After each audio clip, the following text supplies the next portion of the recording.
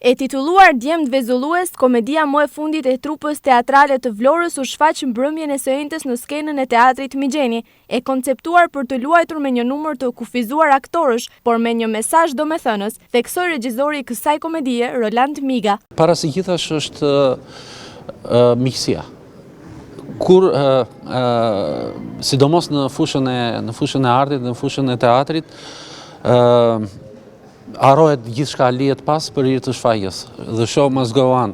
Shfaqja duhet të vazhdojë, sido që të jetë situata, çfarëdo situate të ndodhen aktorët me njëri tjetrin, sepse ne jemi njerëz, edhe ata janë njerëz, kanë të drejtën e të paturit një jetë private, kanë të drejtën e të qenurit të inatosur me njëri tjetrin, qoftë edhe me veten e tyre, por kur vjen puna në ballafaqimin përballë aktorit, përballë spektatorit, ata duhet të jenë bashkë dhe duhet përcjellin mesazhin e miqësisë dhe pikërisht këtu ka puntuar edhe mesazhi që unë kam dashur të jap. E prita me shumë emocion ardhin në qytetin e Shkodrës, me thënë të drejtën,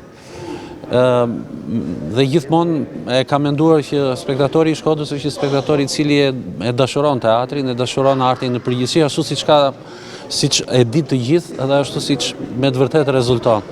Dhe mendoj që shfaqja e krijoi kontaktin me spektatorin, dhe unë vetë personalisht jam i kënaqur me mënyrën se si ka reaguar spektatori në sallë me shfaqjen e sotme.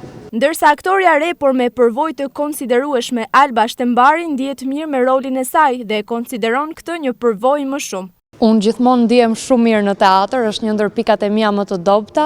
Jam ndier shumë mirë që prej procesit të provave, që prej premierës, po edhe këtu në Shkodër, patjetër që publiku është shumë dashamirës dhe jam ndier shumë mirë dhe e vlerësuar. I falenderoj. Ndonse numri i ardashësve të pranishëm ishte i kufizuar pasi duket se fushata elektorale tashmë ka tërhequr vëmendjen kryesore, gjithsesi nuk munguan duar trokitjet nga ana e tyre. Komedia Djemt Vezullues e trupës teatrale të Vlorës shfaqet edhe mbrëmjen e së premtes në skenën e teatrit Migjeni.